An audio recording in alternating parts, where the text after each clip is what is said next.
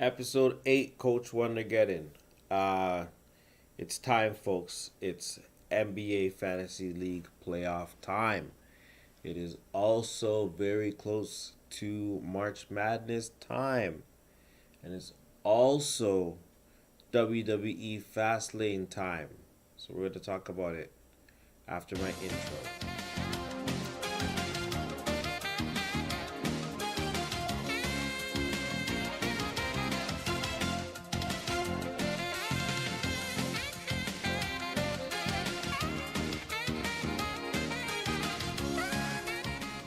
WWE Fastlane starts on Sunday, guys.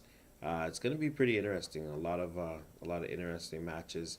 Becky Lynch versus Charlotte Flair is going to be the main event. Two women main eventing it. It's gonna be the man, Becky Lynch, versus the Queen, Charlotte Flair. They're gonna fight each other, and I don't know what's gonna happen, but I feel like it's gonna be a double disqualification. I feel like Ronda Rousey's gonna find her way in there to beat somebody up. What's another match? Daniel Bryan is fighting Kevin Owens. Kevin Owens has just come back from injury. We have not seen him in a long time. He's lost a lot of weight. He looks to have gotten maybe a little bit faster, a little bit healthier. He's gonna be fighting Captain Planet. That's Daniel Bryan with the hemp-inspired WWE title. It's amazing. If you do not know what I'm talking about, then watch Fastlane tomorrow and you can see what I'm talking about. I suspect that Daniel Bryan is going to win. I don't really know how. Probably some kind of cheating, but he's probably going to win. Uh, Usos versus The Miz and McMahon. I hope the Usos super kick them over and over and over again. I cannot stand this team of The Miz and McMahon. It makes me kind of a little bit sick. I can't stand it. And I hope that the Usos continue to beat them up. Asuka versus Mandy Rose. Mandy Rose is my Ebony Goddess white girl. She's fighting Asuka. And I'm hoping that Asuka's going to win because I don't really want her to lose the belt. But it'd be pretty cool to see Mandy Rose with a belt. So let's try to figure out who's going to win. Probably Asuka, though. Asuka's probably going to win. Sasha Banks and Bailey versus Nia Jackson, Tamina. Women's tag team match. I'm guessing that Sasha Banks and Bailey are going to win that title because them just losing the title after just getting it doesn't even make sense. And I think that we're going to be able to pull that one off. My money's on Sasha Banks and Bailey. The Shield is back together again. I hope that Drew McIntyre, Bobby Lashley, and Baron Corbin beat up the Shield. There's no point in having the Shield coming back to do anything. It's becoming a novelty act. I hope that they have these new big guys that are going to it's going to beat up everybody in the WWE for a while. They might as well because they haven't had a faction come in and really beat anybody up in a minute, and I hope that happens now. Revival versus Alexander Black and Ricochet versus Bobby Roode and Chad Gable. I hope that the Revival keeps the belts. There's no point in them losing the belts either. I hope they beat these guys. I don't really know how they're going to beat these guys up. But I'll tell you what, I'm going to sit there and I'm going to watch it. And I'm going to tell you what happened next week. It should be fun. I've become a WWE fan again. It happens. It kind of pulsates where I like them for a few years and then I kind of disappear from them for a little while. And I come back when everything's hot again. And then I leave again. I think I'm going to stick around with WWE for at least a little while longer. It's been entertaining and fun to watch. All right, I get it. I told you guys join the WFBL. I told you guys insert your team and then we're going to get ready to do a draft. I told you guys what catchers to look for. I've told you guys what first baseman to look for.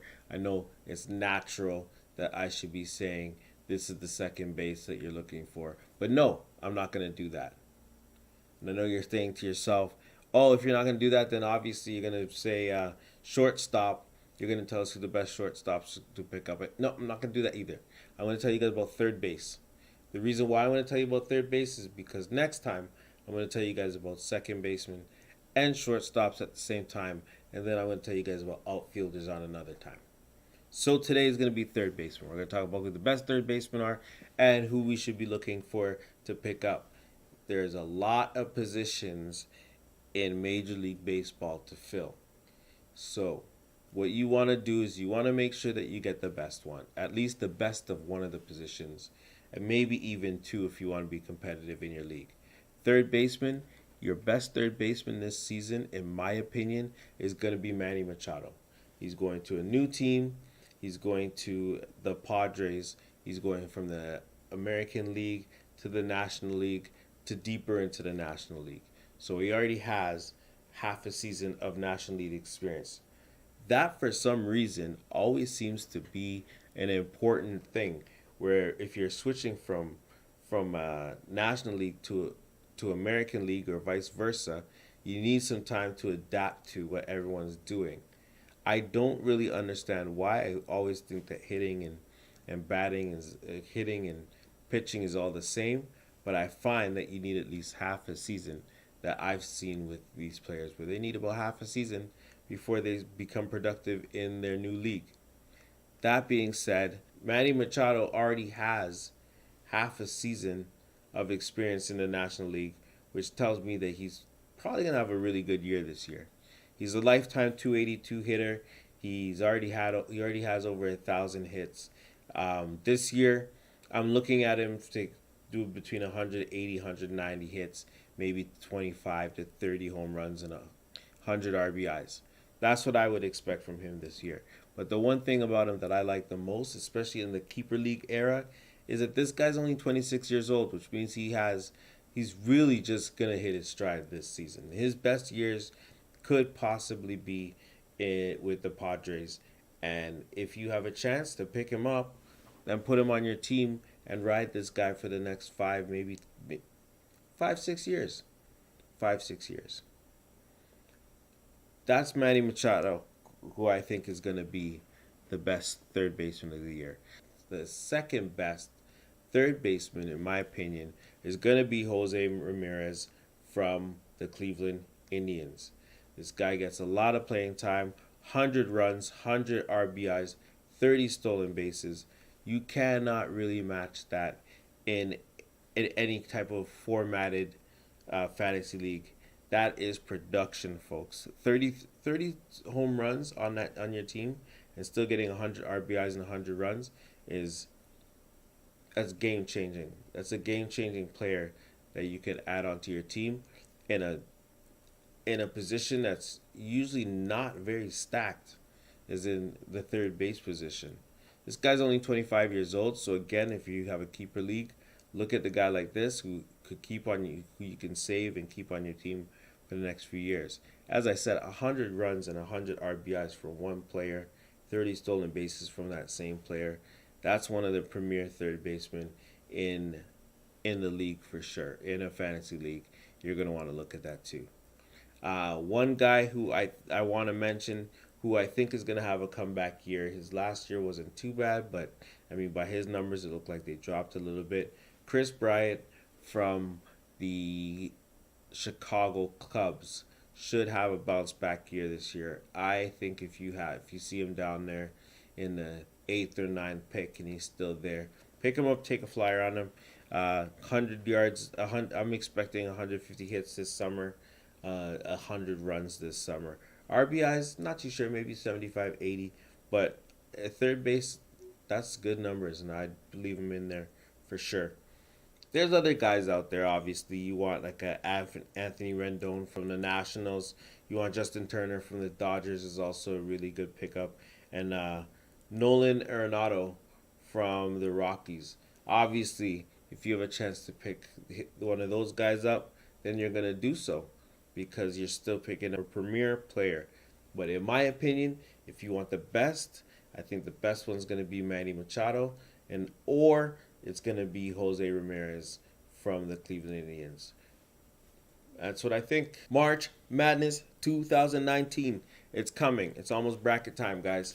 Is Duke going to win March Madness this year? Number 4. Duke is number 4. Zion won't play against USC this weekend, but he should be there. He should be repaired good enough to go for the Madness. But right now, I'm not sure if he's going to be there with UNC.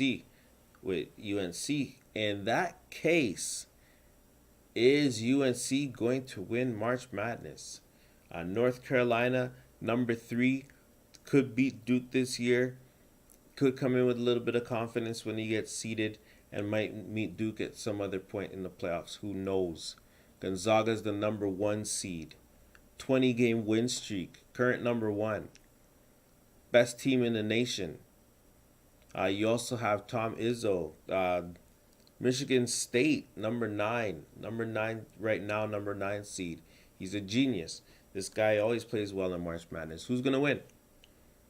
Who's going to win? I don't even know who's going to win yet. Let's see who gets seeded, and then you're going to join the bracket. WONDERGEDDON versus the world. We're going to add that.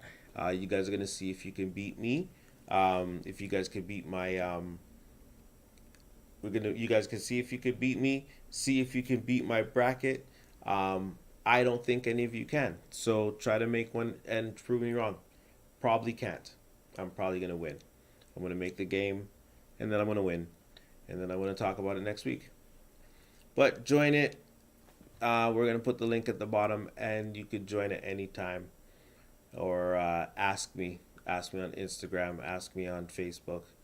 Ask me on WhatsApp. And what did we learn today, folks? We learned that there's actually going to be a pretty good roster of third basemen to pick up at the Fantasy Baseball League this year. Among them being Manny Machado, Jose Ramirez, and then a pretty good crop after that. You got a lot of good third basemen playing this year. What else have we learned? We've learned that Fastlane is going to be entertaining, and it's going to be more focused on the women's storylines, which is pretty cool. Becky Lynch versus Charlotte Flair might steal the whole show.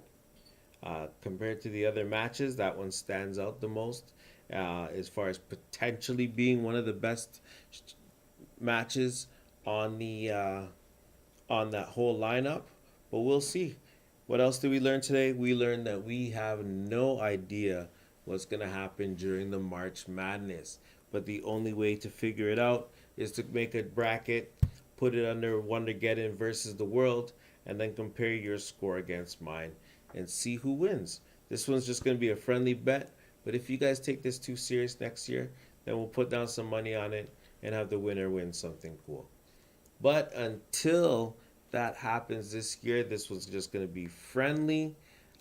If you want to make private bets on the side, then you holler at me in the other side of the room. That's another episode, Coach WONDERGEDDON. This is episode 8.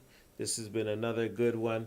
Next week we're gonna give you second baseman and shortstops, and among other things and other sports. We might get some UFC in there in a while. We'll be in the full swing of the basketball, the fantasy basketball league. Good luck to everybody who started their fantasy basketball league playoffs. I'm going to be in 2 of them this year. I'm 2 of 2 for playoffs on both of those teams. And I'm a few games away from finding out whether I'm first place in both leagues or not. So I'm in a pretty good spot. As I said, good luck to everybody out there who's in playing fantasy basketball this year. Unless you're playing against me, where then I wish you the worst luck that you could possibly have. Have a good one, guys. Thanks for watching.